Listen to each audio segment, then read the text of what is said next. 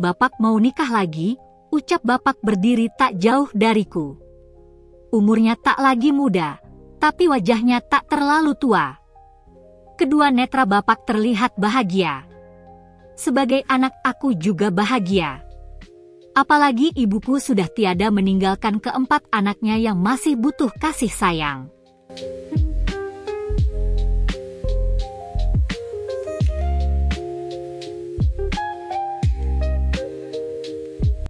Bapak melewatiku dan masuk ke kamarnya dengan wajah bahagia. Ada perasaan haru melihat pemandangan itu. Semoga saja calon istri bapak sebaik almarhum ibuku. "Kak, kenapa bapak mau nikah lagi?" panggil adik keduaku, Bagas berusia 11 tahun. "Ibu saja baru pergi. Nanti ibu marah di sana." "Bagus dong, kalau bapak mau nikah lagi. Bisa gantiin ibu dan jaga kalian ketika kakak sekolah." Bapak juga terlihat senang. "Kita juga harus ikut senang begitu juga ibu." Aku mengusap kepala Bagas lembut. Walau umurnya 11 tahun, pikiran Bagas dewasa. Sejak ibu meninggal, aku tak bisa meninggalkan adik-adik sendirian di rumah. Apalagi si kembar masih berusia 3 tahun, Tabita dan Talita. Pernah aku titipkan tetangga, si kembar sangat aktif dan tetangga kewalahan. Akhirnya, bolos. Kadang, terpaksa aku bawa ke sekolah sampai dimarahi guru. Bapak kerja dari pagi sampai sore. Hari ini beliau pulang cepat.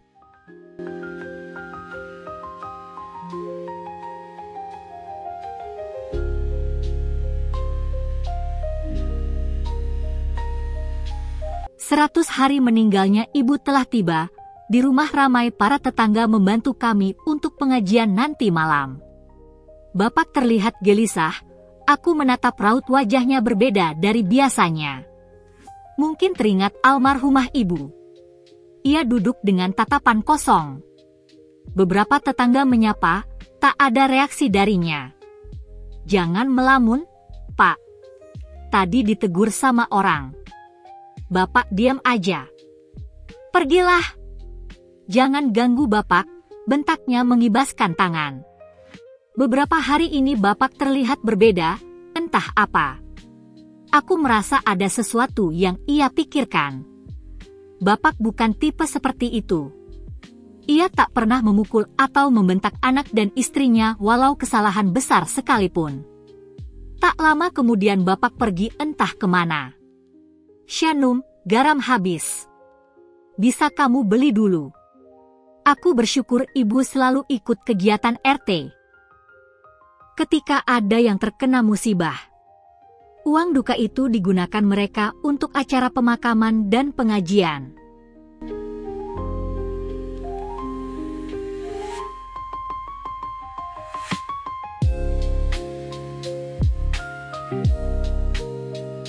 Aku berjalan mendekati warung, kedua netraku tak sengaja melihat bapak berdiri di bawah pohon mangga berbincang dengan seorang wanita.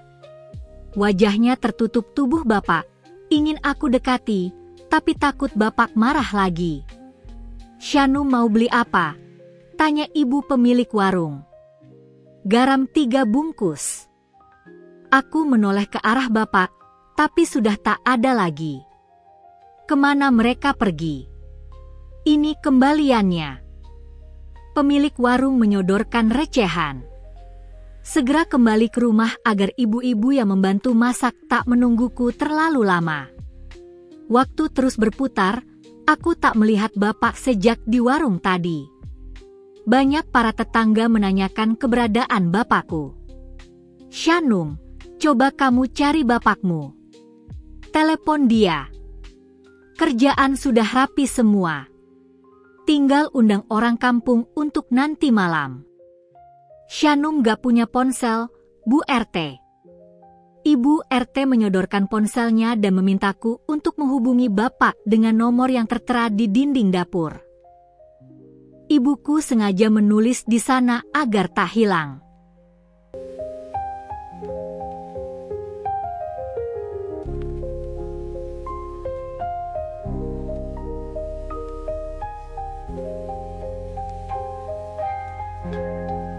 ada jawaban dari Bapak. Justru operator yang membalasnya. Aku menatap jam di dinding. Akhirnya aku menyuruh Bagas untuk mengganti pakaian dan mengundang orang kampung pengajian.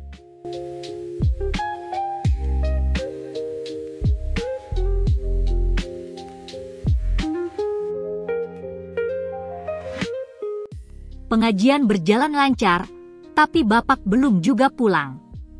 Kemana dia? Beberapa orang menanyakan keberadaannya. Semua orang sudah bubar, Bapak belum juga pulang. Aku dan Bagas merapikan rumah yang sudah digunakan untuk pengajian. Walau beberapa kali si kembar bertanya tentang Bapak, aku hanya bisa berbohong agar mereka tak menangis. Bra! Aku terkejut ketika pintu dibuka paksa. Segera aku bangun dari tidur. Matahari sudah terbit, aku kesiangan. Bapak! Aku menatap wanita di samping Bapak. Ia mengandeng lengan Bapakku, posesif. Wajahnya tak kukenal. Mungkin wanita berusia lebih muda dari almarhum ibu tinggal di kampung sebelah.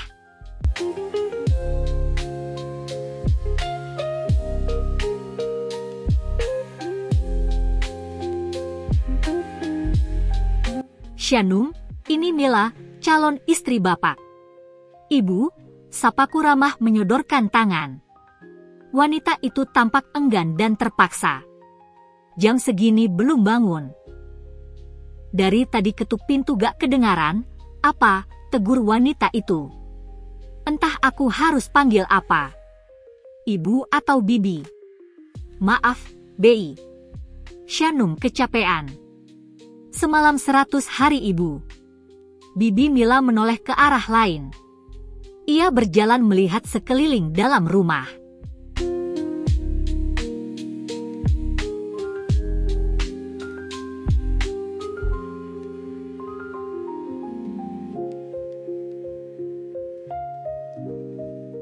Ini rumahmu, Mas, tanyanya. Aku masih berdiri memperhatikan mereka. Iya, itu kamar kita. Kamu mau istirahat? Kata Bapak merangkul bahunya mesra, melangkah ke dalam kamar. Shanum, jangan berisik. Bapak mau istirahat. Bapak menoleh dan membulatkan mata. Pak, tapi... Pintu kamar Bapak langsung ditutup dan dikunci. Apakah mereka tak sadar akan perbuatan mereka? Semoga saja tak ada tetangga yang tahu.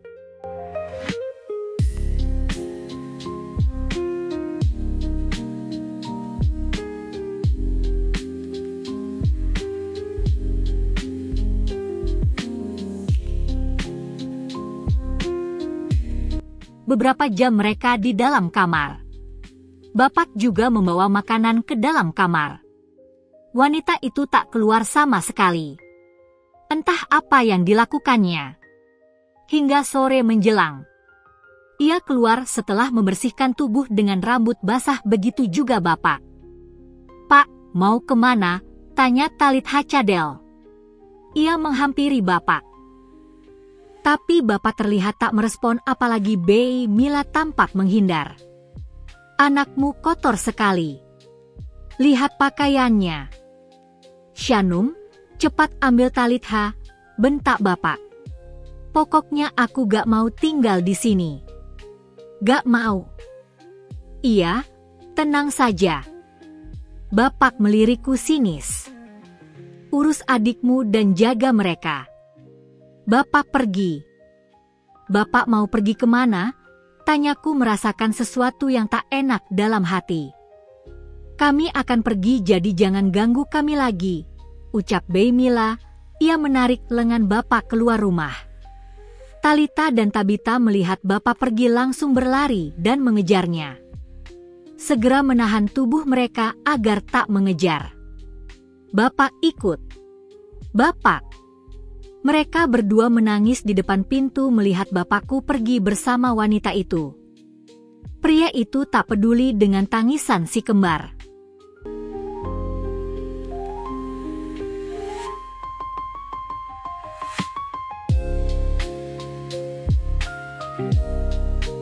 Beberapa minggu telah berlalu.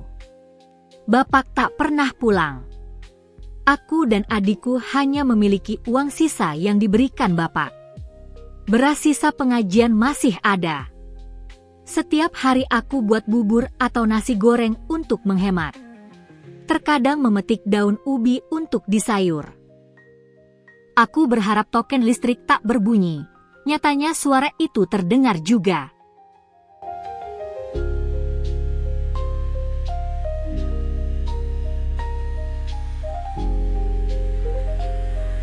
Suara pintu terdengar diketuk. Aku dan adikku sedang berada di ruang depan bermain bersama. "Kak, ada yang cari Bapak." "Siapa Bagas?" Bagas menggeleng. Ia masih berdiri tak jauh dariku. "Kami cari Bapak Santoso." "Apa ada?" Dua pria bertubuh besar berdiri di hadapanku. Wajah mereka tampak sangar, sepertinya mereka preman. "Bapak belum pulang-pulang sejak beberapa minggu lalu. Kami mau nagih utang atau rumah ini akan kami sita." Tubuhku membeku ketika mereka menyebutkan kata utang.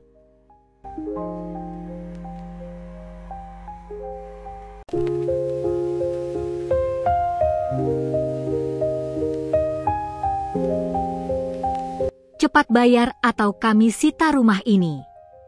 Bapakmu utang 50 juta dengan gadai rumah ini." "Gadai rumah? Kapan bapakku pinjam, Bang?" "Buat apa?" "Saya gak percaya. Bapak tak seperti itu." Aku mencoba melawan. "Bagaimana bisa dan kapan semua itu dilakukan Bapak? Ini lihat kalau gak percaya." Mereka menunjukkan bukti foto Bapak menandatangani sebuah surat.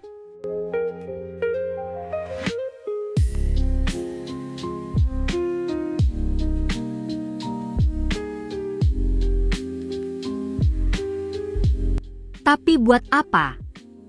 Aku masih shock, tak percaya dengan foto itu. Padahal itu sudah menjadi bukti yang kuat. "Hei, kami gak tahu buat apa. Sekarang bapakmu harus bayar 2 juta. Sudah telat 2 hari, makin telat bunga harus dibayar. Kalau enggak, jangan salahkan kami." Ucapan mereka terdengar mengerikan, bisa jadi ancaman yang harus aku hindari. "Tapi, Bapak belum pulang-pulang sudah beberapa minggu, Bang. Saya gak tahu di mana dia." "Gua gak mau tahu. Pokoknya bayar angsuran atau lu semua keluar dari rumah ini. Paham gak, lu? Saya gak punya uang. Apalagi saya masih sekolah, Bang. Gua gak mau tahu. Pokoknya harus bayar. Gua kasih 3 hari buat bayar. 3 hari terlalu cepat. Kasih waktu saya 1 minggu. Tolong, Bang. Aku memohon agar diberikan keringanan. Bagaimana nasib adik-adikku, apalagi kontrakan mahal? Belum makannya. Baiklah.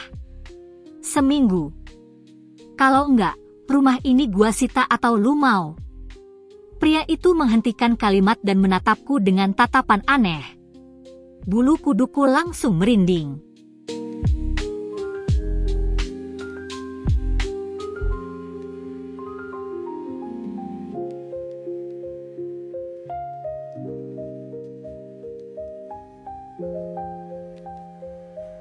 "Udah, bocah lu goda juga.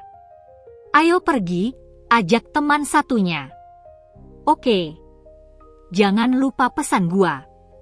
Lu janji 1 minggu lagi, gua akan kesini." Aku terduduk di atas lantai setelah kedua pria itu pergi menggunakan sepeda motor. Hatiku nyeri, bagaimana bisa aku mengumpulkan uang untuk membayar angsuran? Mencari Bapak percuma, tak ada yang tahu keberadaannya. Bapak hilang ditelan bumi.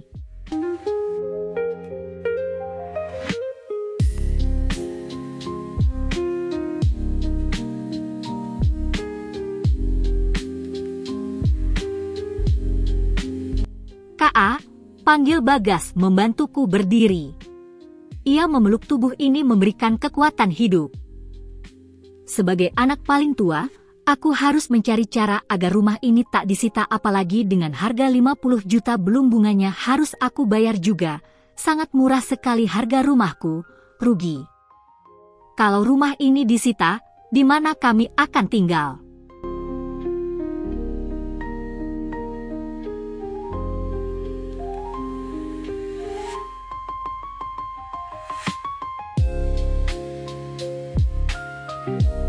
Setiap pagi kupastikan adik-adikku sarapan walau hanya bubur saja.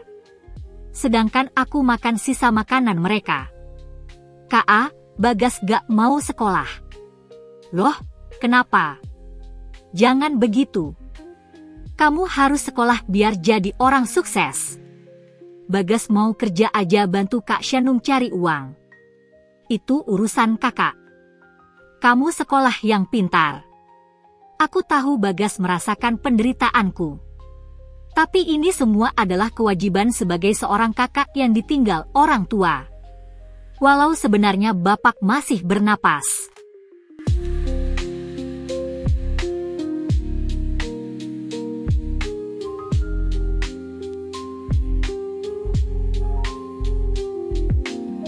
Kakak aja gak sekolah.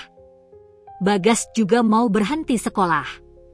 Sejak 100 hari dan bapak pergi, aku memutuskan tak pergi ke sekolah lagi. Apalagi sekolahku swasta harus membayar SPP setiap bulan. Lebih baik untuk kebutuhan sehari-hari. Kakak harus jaga Talita dan Tabita. Kasihan mereka harus ditinggal di rumah sendirian. Lebih baik sama kakak saja. Tapi, Kak, kamu tenang saja. Fokus belajar. Jangan mikir aneh-aneh. Kakak bisa menghadapi semuanya.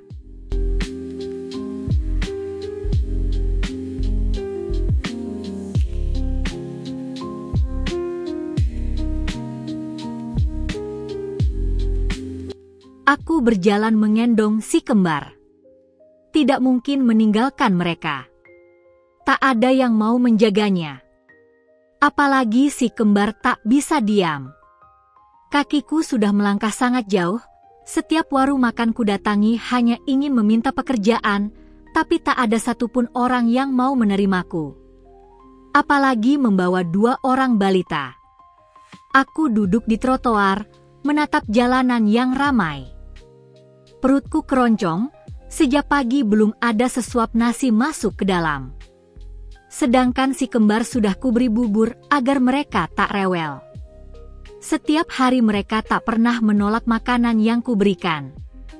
Kadang aku dan Bagas terpaksa makan bubur dengan air banyak, agar hasil bubur juga banyak.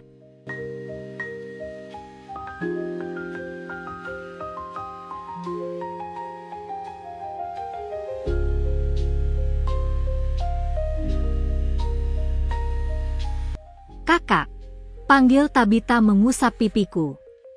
Tabita berada di gendongan depan, sedangkan Talita ada di belakang. Tubuh mereka semakin ringan sejak tak ada ibu. Terkadang aku merasa bersalah kepada mereka. Ada apa?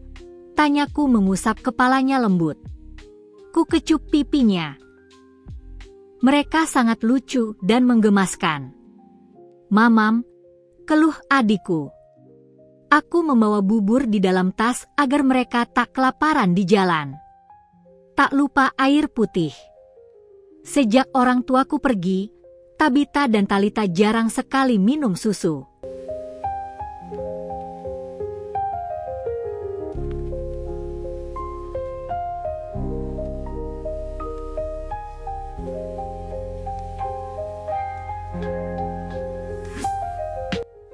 Dek, ngapain duduk di sini? Banyak debu, tegur seorang wanita usia lebih tua dari almarhum ibuku. Istirahat. Aku mau suapin adikku. Duduk di sana. Banyak debu dan polusi. Kasihan adikmu. Di sana lebih aman. Ia menunjukkan bangku panjang di taman. Aku mengikuti langkah wanita itu, tangan kanannya menenteng keranjang sepertinya ia penjual gorengan. Ini makan. Menyodorkan plastik berisi gorengan. Ini sisa jualan. Makan aja. Aku meraihnya dan membagikan kepada adikku. Mereka makan dengan lahap. Gorengan saja tidak pernah kebeli oleh kami.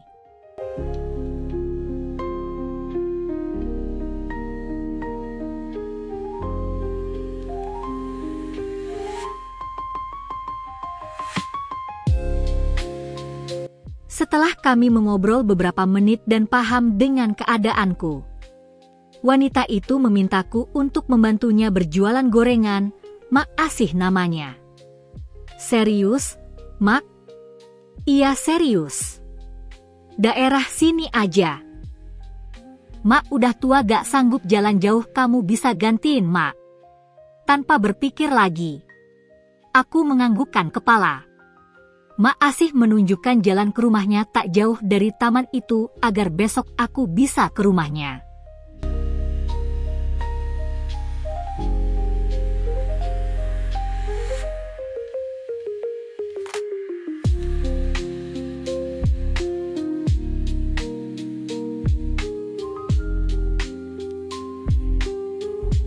Hari pertama bekerja, aku tak terlalu membawa banyak makanan karena belum terbiasa. Sedangkan Mak Asih memilih berjualan di depan rumahnya. Walau hanya berjualan gorengan saja, aku bersyukur bisa mendapatkan pekerjaan. Apalagi Mak Asih terlihat baik. Hari pertama berjalan lancar. Daganganku habis tak tersisa. Uang yang didapat kukumpulkan.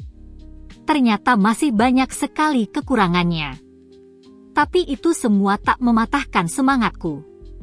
Kak, Bagas mau jualin gorengan ke sekolah, ucap Bagas ketika aku tiba di rumah. Tentu saja aku setuju. Apalagi penghasilan kami bisa 2 kali lipat dari biasanya.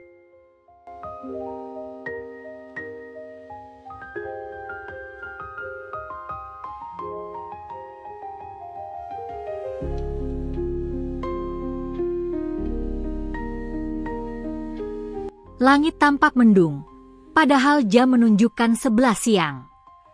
Daganganku masih banyak. Aku berharap hari ini dagangan habis agar aku bisa dapat uang dan mencari pekerjaan tambahan lainnya dengan menggosok pakaian tetangga. Hujan langsung deras, aku dan si kembar berteduh di sebuah toko menunggu hujan reda. Beberapa pengendara motor juga berteduh di sana. Untung saja si kembar tidak menangis. Justru mereka semakin paham dan mengerti dengan kondisi kami.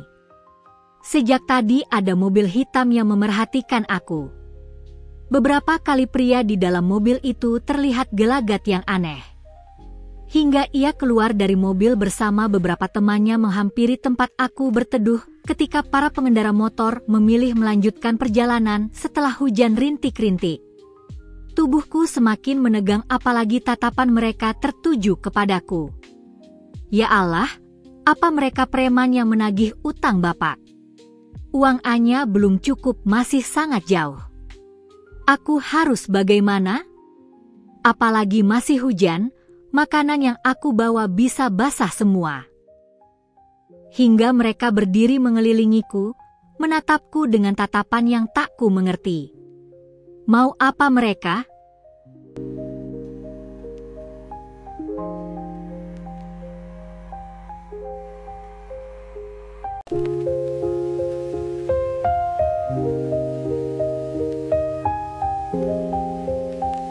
Hei, kamu mau mati? Aku menundukkan kepala memeluk Tabita yang menjerit ketakutan. Seseorang menarik lenganku menghindari tabrakan yang akan terjadi. Motor melintas dengan kecepatan tinggi, tatapan mataku mengarah ke sosok Bapak yang berada di seberang jalan. Aku mencium kepala Tabita merasa seperti kakak yang bodoh dan jolim ingin mencelakai adiknya sendiri.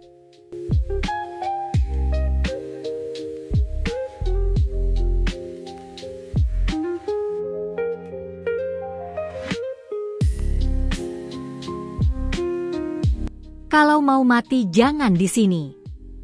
Lihat, kasihan adikmu ketakutan. Pria di hadapanku menarik lenganku hingga ke pinggir jalan. Ia terus saja mengomel kebodohanku yang dapat merenggut 2 nyawa. Beberapa orang berdiri tak jauh dariku menyaksikan kejadian seperti menonton film. Setelah puas pria itu memarahi, sebotol air mineral disodorkan ke arahku. Minumlah. Suara pria itu melunak. Aku masih terkejut dengan kejadian tadi. Tanganku gemetar menerima botol tersebut. Tapi telingaku tidak tuli, apa yang dikatakannya benar. Kalau aku salah. Pemuda berjaket hoodie hitam dengan topi merah, satu anting besar menempel di telinga kiri, berpenampilan urakan, bagian celana di lutut sobek-sobek menatapku sekilas. Kemudian ia membuang muka ke arah lain.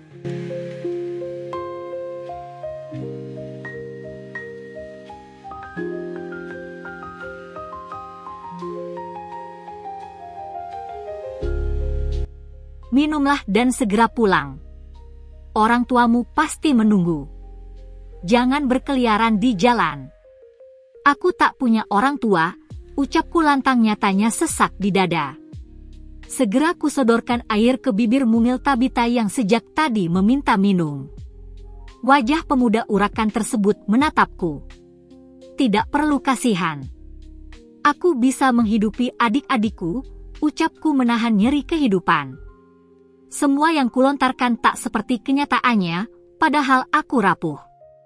Aku berterima kasih kepadanya dan segera pergi. Aku berjanji kepada diri ini tak ingin bertemu lagi atau berhubungan dengan pria tua itu, walau ia adalah bapak biologis kami.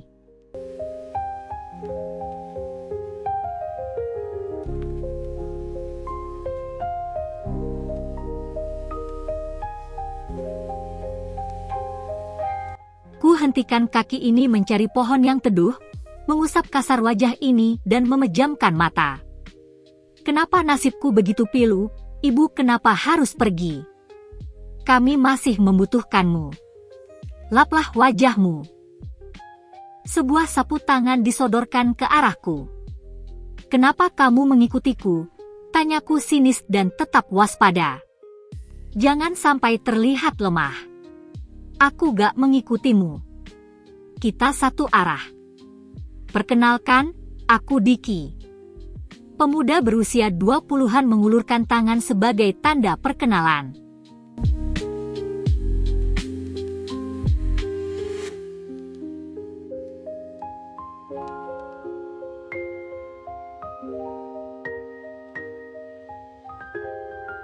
Shanum. Suaraku bergetar mengucapkan namaku. Ia juga bertanya tentang Tabita. Kalian berdua sudah makan? Tanyanya perhatian. Kenapa pria itu mendadak baik padahal kita baru saja bertemu? Kami akan makan di rumah, ucapku mengembalikan sapu tangan, walau orangnya urakan, tapi sapu tangannya wangi dan bersih. Aku melanjutkan perjalanan, ia masih saja berada di jalan. Ternyata pemuda itu masuk di sebuah gang dan menghilang. Aku bernapas lega karena tak ada sosok yang memerhatikan. Sebentar lagi gang rumahku akan sampai.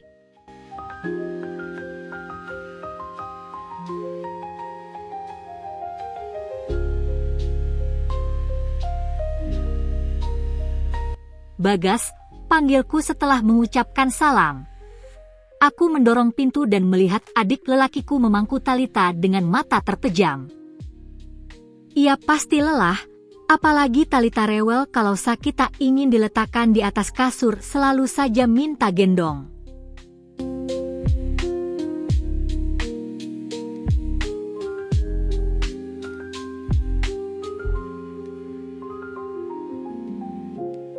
Kak, sudah pulang?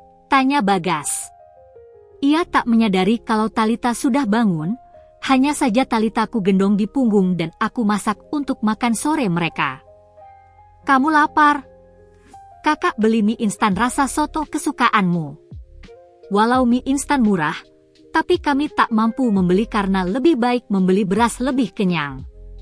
Bagas langsung menyendok nasi dan memakannya dengan lahap. 1 bungkus mie instan untuk kami berempat dengan kuah yang sangat banyak. Hanya ditambah garam saja sudah lezat dan enak.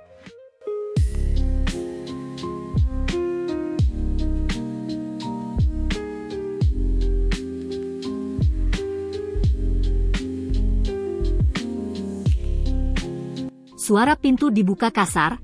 Aku terkejut ketika melihat 2 preman di depan pintu. Apa mereka tak punya adab? Tak bisakah mengetuk pintu atau mengucapkan salam? Mana duitnya? Ia langsung menadahkan tangan ke arahku. Aku melangkah mendekati mereka, menelan saliva berkali-kali. Bagaimana caranya agar mereka bisa memberikan waktu lagi? Maaf bang. Duitnya dijambret orang, ucapku terbata. Bagas ingin mendekat, tapi ku beri kode agar tetap di tempat. Ah, jambret. Gua gak peduli. Pokoknya lu harus bayar. Kita udah kasih waktu seminggu. Sekarang, lu mau nunda lagi. Tuman, lu? Enggak. Aku akan bayar dan lunasi semua utang bapak. Tapi tunggu waktunya. Aku akan menjual rumah ini. Mereka tertawa terbahak-bahak. Apakah aku salah jika menjual rumah ini? Apalagi ini milikku.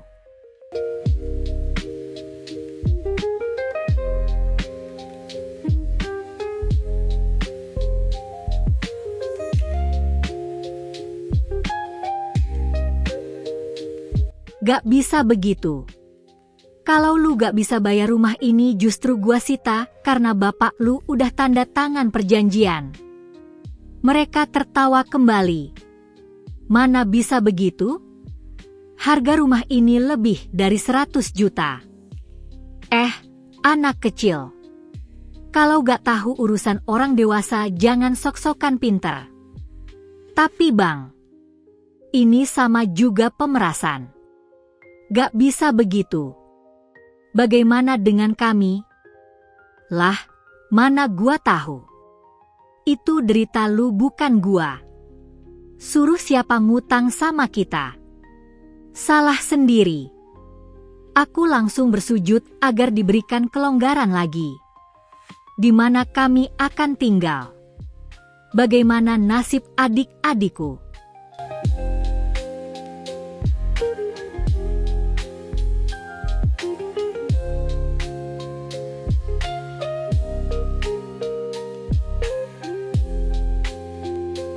Tolong, bang.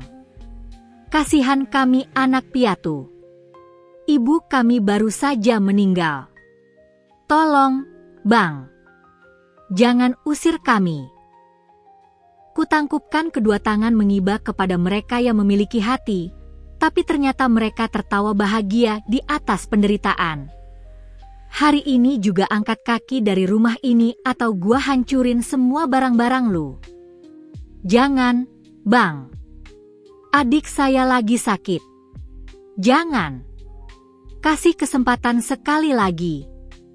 Gak bisa. Lu harus angkat kaki dari sini. Api. Belum aku selesai berbicara suara bentakan terdengar di belakangku. Tak hanya itu, adik laki-lakiku berdiri menatap tajam dengan menggenggam gagang sapu. Ia melangkah cepat mendekati preman di depan pintu. Bagas. Jangan.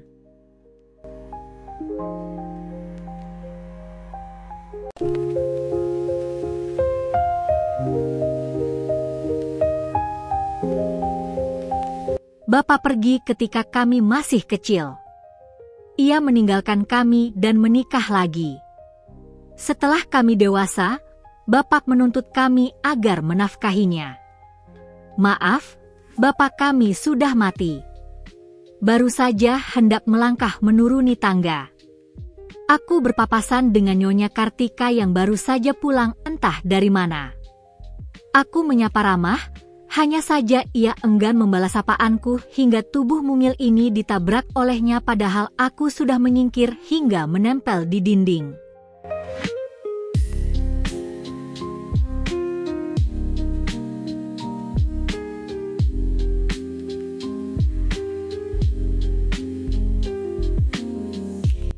Nyonya.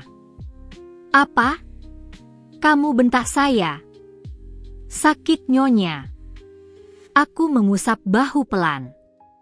Nyonya Kartika kasar sekali. Suruh siapa berdiri di dekat saya? Sana. Dasar kuman. Nyonya Kartika masuk ke dalam kamar Mami. Aku mendengar suaranya layaknya ulat bulu. Manis di depan, pahit di belakang.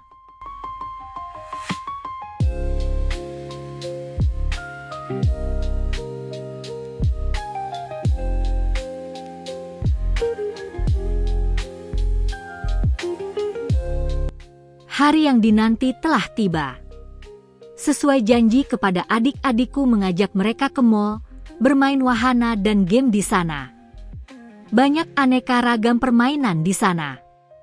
Bagas memilih bermain mobil-mobilan sedangkan aku mengajak Tabita dan Talita ke wahana khusus seusianya.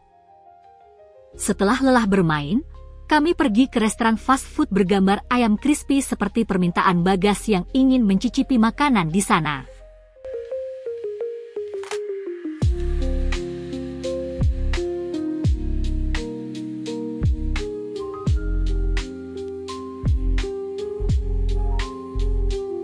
Kakak, kapan-kapan kita ke sini lagi, ya? Pinta Talita tersenyum bahagia. Iya, doain kakak biar dapat uang yang banyak. Kalian juga jangan rewel atau nakal nanti Mami dan Pak Martin marah. Siap, jawab mereka serempak. Setelah makan, aku sempatkan untuk membeli pakaian adik-adikku. Kali ini mereka kubelikan pakaian couple agar terlihat kembarnya pasti lucu dan menggemaskan. Ada warna merah muda dan juga ungu. Bagas hanya ingin baju bola saja.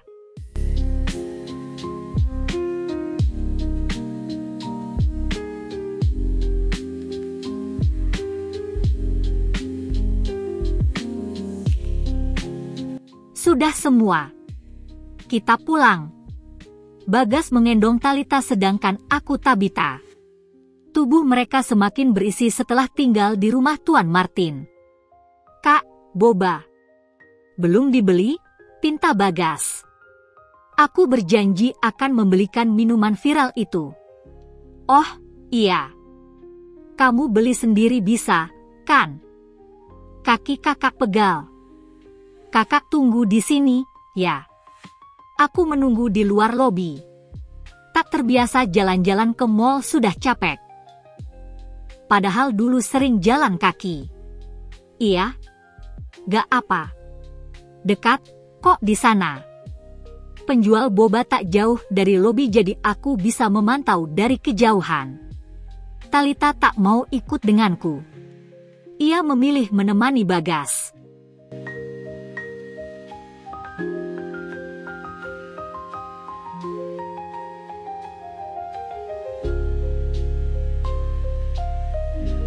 Wah, dunia sempit banget. Aku menoleh ketika seseorang berdiri di sampingku. Wajahnya masih sama, sombong. Bibi Mila, sapaku tak terkejut. Biar ia sadar diri kalau kami tak butuh kehadirannya dalam hidup kami. Kenapa harus bertemu wanita itu di sini? Ia terlihat sendiri, biasanya bersama bapak. Wanita itu melipat tangan di dada. Tak ada belanjaan di tangan. Duit dari mana kamu belanja? Tanyanya menelusuri penampilan kami setiap inci. Sorot matanya terlihat tak suka, sama persis ketika waktu ia datang ke rumah.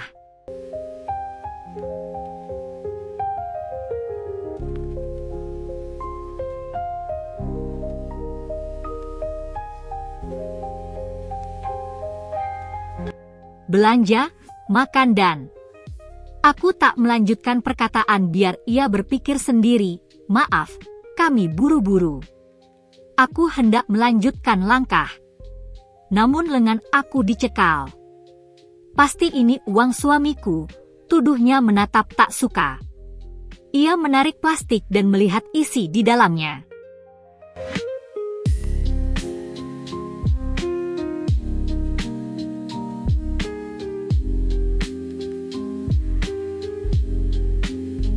Baju baru.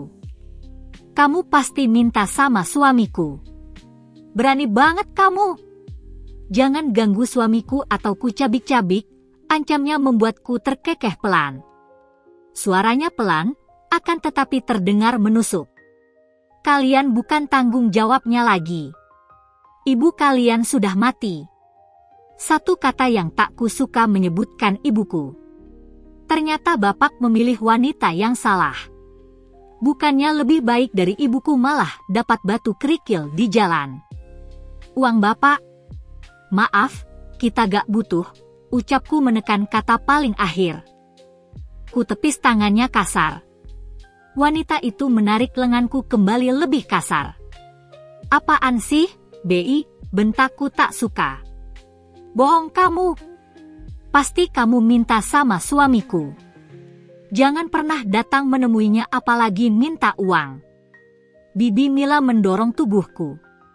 Hampir saja terhuyung kalau aku tak menahan keseimbangan apalagi ada Tabita yang sedang tertidur dalam gendongan.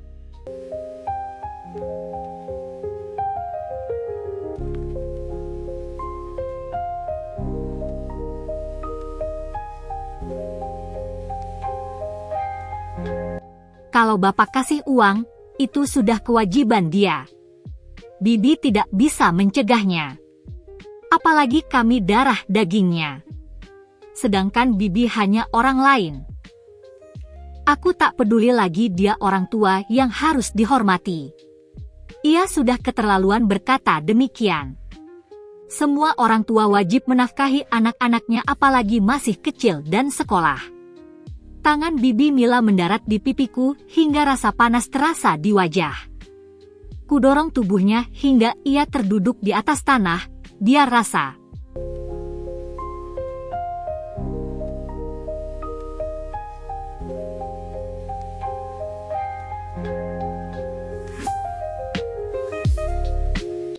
Berani sekali kamu.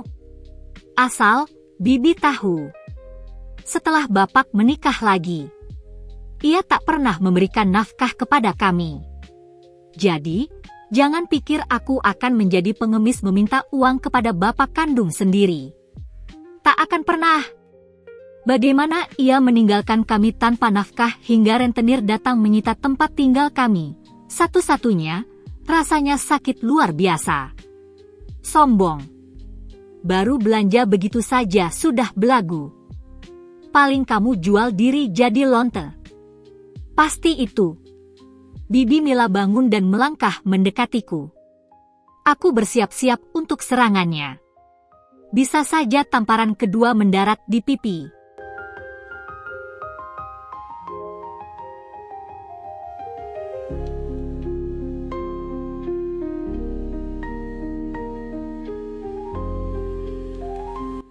Bibi Mila menjerit setelah melihat pakaiannya basah. Bagas menyiram air dalam botol ke tubuh istri baru bapakku. Kamu. Bibi Mila mendekati Bagas, adik laki-lakiku itu melakukan sesuatu yang tak kuduga. Kali ini ia menyiram air dalam plastik dan disemprotkan ke arah wajah Bibi Mila. Ia berteriak dan memaki kami dengan ucapan yang tak tahu malu. Padahal banyak orang mendengarnya. Ketika Bibi Mila sibuk berteriak dan melihat pakaiannya bersama ocehan tak tahu malu. Kami langsung pergi meninggalkannya. Biar saja repot sendiri. Suruh siapa main-main denganku. Namun, langkahku berhenti ketika berpapasan dengan seorang manusia yang telah membuang kami.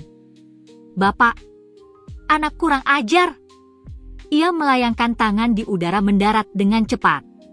Bapak menyesal telah mendidik kamu. Berani sekali menyakiti Mila. Dia istri bapak. Apa bapak menyesal telah membuang kami? Wajah bapak semakin memerah. Ia melayangkan tangan di udara untuk kedua kali. Hingga lengan kekar itu tertahan di udara melihat tatapan ini menusuk ke hatinya. Kami bukan anak Bapak lagi.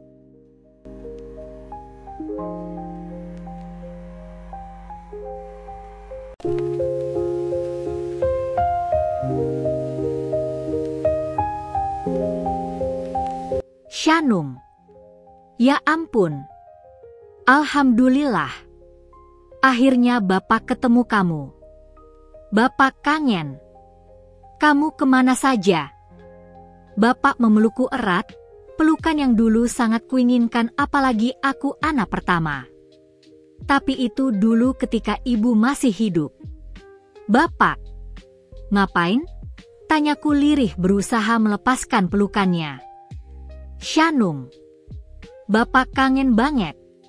Kenapa kamu pergi? Bapak cari kemana-mana. Bapak terisak begitu juga Bibi Mila.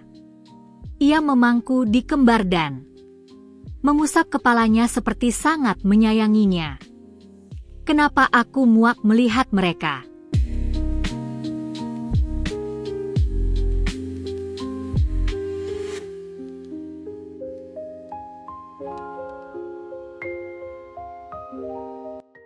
Shanum duduk, pinta Mami menepuk sofa. Bibi Ria datang mengambil belanjaanku. Ia berkedip sebelah mata. Entah apa maksudnya. Tabita dan Talita tak ingin berdekatan dengan Bibi Mila. Ia berjalan mengikuti Bibi Ria. Aku duduk dekat Mami, di sebelah kanan ada Bibi Mila dan Bapak yang duduk bersebelahan.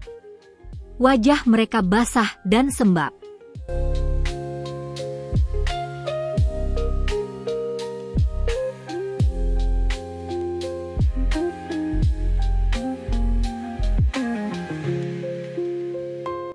Shanum. Ibu khawatir. Kenapa kamu pergi membawa adik-adikmu?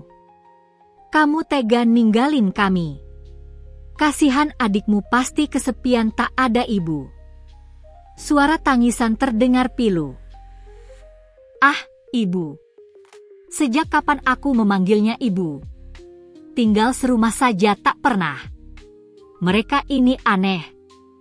Pasti ada sesuatu tidak mungkin berubah baik. Ada udang di balik batu.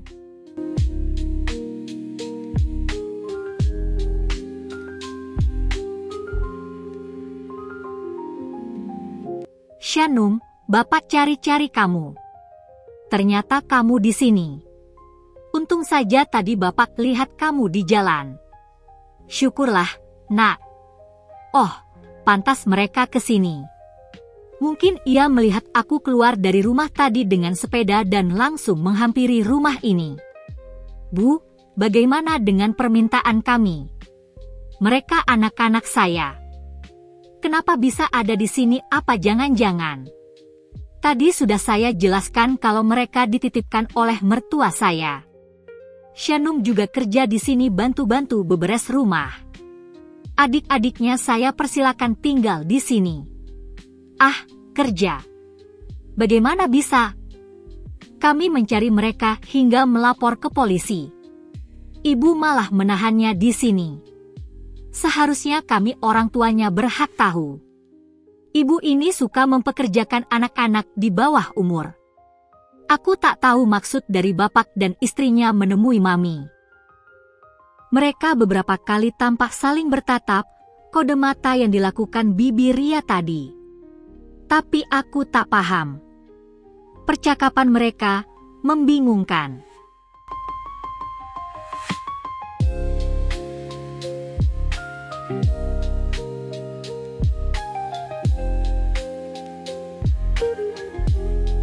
Bu Cynthia harusnya paham dan mengerti, apalagi berpendidikan tinggi. Anak-anak kami masih kecil masa kerja di sini. Ibu tahu, kan hukumnya? Jangan main-main, apalagi sama anak kecil, bisa masuk hukum perlindungan anak dan penjualan anak di bawah umur. Mami menghela napas. Saat ini aku tak paham arah pembicaraan mereka. Suara Bapak terdengar kecewa.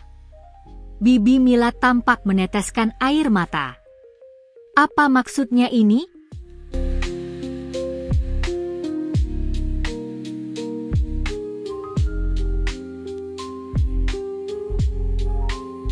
Shanum dan Bagas juga masih sekolah. Mereka tidak terlalu fokus bekerja di sini. Hanya di saat waktu luang saja. Pekerjaan mereka tak berat. Masih di bawah ringan. Tapi tetap saja, ibu membuat mereka seperti kuli. Mereka masih sekolah. Apa ibu Cynthia tak punya perasaan? Si kembar tak terurus. Mereka masih pada kecil, Bu.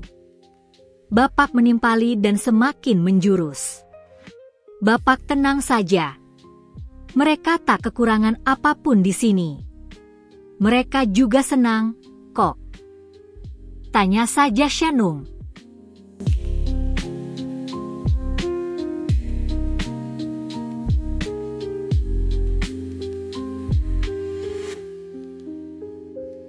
Aku mengangguk sambil mencerna pembicaraan mereka. Sepertinya aku ketinggalan beberapa sesi perbincangan mereka hingga belum sepenuhnya connect, apalagi lelah naik sepeda di bawah terik matahari. Shanum bilang ibunya sudah meninggal dan bapak pergi. Mereka tak punya siapa-siapa lagi. Yatim piatu.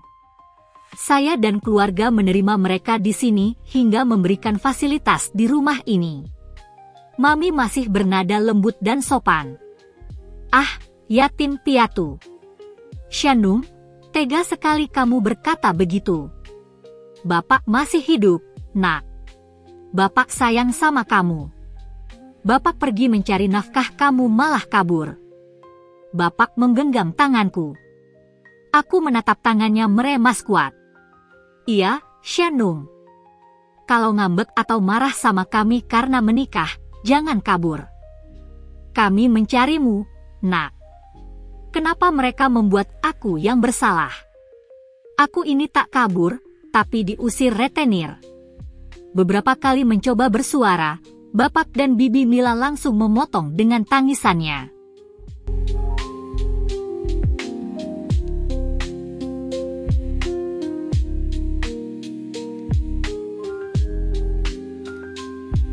Shanum, kalau marah sama Bapak, jangan begini. Dari dulu kamu memang suka seperti ini, cari perhatian. Adik-adikmu jadi korban, Nak. Iya, betul. Jangan jadi anak durhaka. Tak baik di dunia akhirat, sambung Bibi Mila layaknya orang benar dan beragama. Iya, Shanum.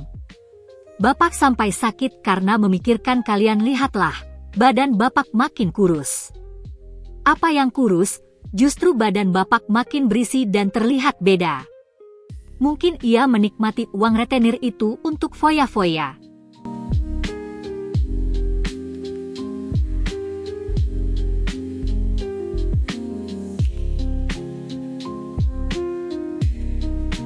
Maaf, Pak, kalau tindakan kita salah. Seharusnya kami melapor ke polisi. Maafkan saya.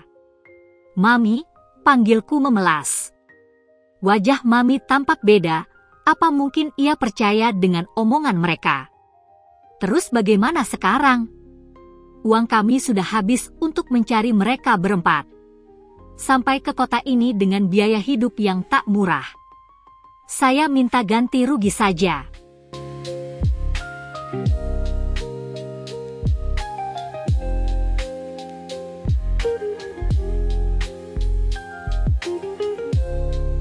Kali ini Bibi Mila yang berbicara. Ia meminta ganti rugi untuk apa? Padahal di sini kami tak disiksa. Minta ganti rugi. Memangnya mereka sudah mengurus kami? Ibu Cynthia juga salah. Masa gak lapor ke polisi dan percaya saja dengan omongan anak kecil? Seharusnya diselidiki dulu. Bapak terus memojokkan Mami, hingga Mami tampak menyesal. Aduh, Mami. Jangan sampai ia percaya. Mami, aku... Sudah Shanum. Kamu juga salah. Kalau ngambek atau demo gak usah begini. Kita orang tuamu jadi kebingungan. Bapak sama ibu kehabisan dana karena cari kamu sampai ke ujung dunia. Pokoknya saya minta ganti rugi.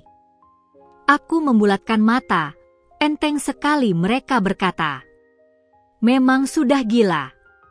Tak waras kedua manusia itu. Mami tampaknya percaya dengan kesedihan mereka. Menangis buaya.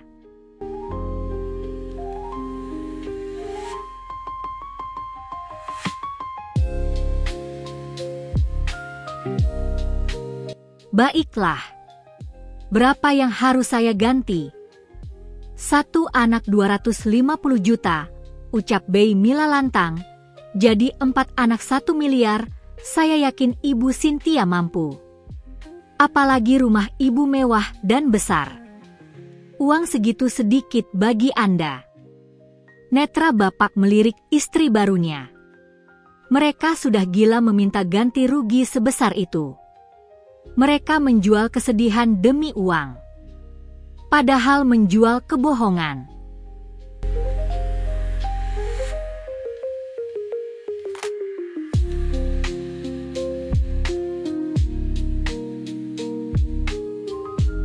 Mami, yang dikatakan mereka tak benar. Kami ditinggalkan, bukan kabur. Percayalah sama aku, Mami. Aku menyentuh lengan Mami. Wajah cantik dengan rambut tertutup hijab menoleh ke arah lain. Sepertinya ia marah dan kecewa. Shanum, kamu masih marah sama kami karena bapakmu menikah dengan ibu setelah 100 hari. Bibi Mila mulai terisak. Drama sekali dia. Sejak kapan bapak juga pintar bersandiwara? Tentu saja sejak menikah dengan wanita itu. Hei, dengar kamu wanita. Aku tak peduli bapak kawin sama siapa. Kalian sudah membuang kami dan sekarang meminta ganti rugi. Dasar manusia sampah. Aku tak bisa menahan diri. Ini sudah keterlaluan. Bapak sangat tak beradab. Menyalahkanku yang kabur dari rumah.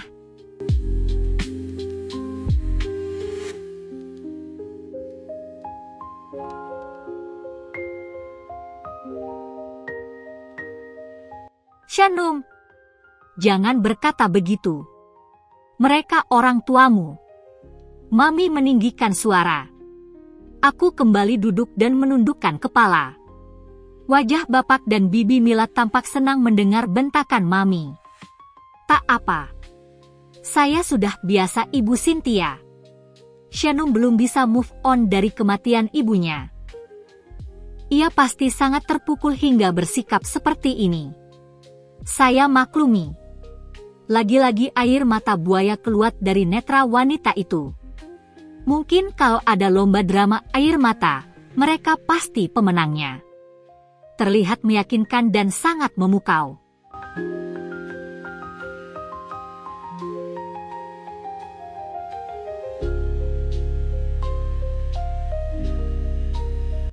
Bagaimana dengan permintaan kami, Bu? Tanya bapak mulai tak sabaran. Ibu tak usah khawatir. Kalau sudah bayar ganti rugi, mereka tinggal di sini saja tak apa. Asalkan ibu membayar sesuai keinginan kami. Bibi Mila mulai manis mengucapkan setiap kata. Mami menoleh dan berdiri. Ia melipat tangan di dada dan berkata dengan lantang. Maaf, saya tak mampu membayar ganti ruginya. Silakan kalian angkat kaki dari sini. Apakah Mami akan mengusir aku juga?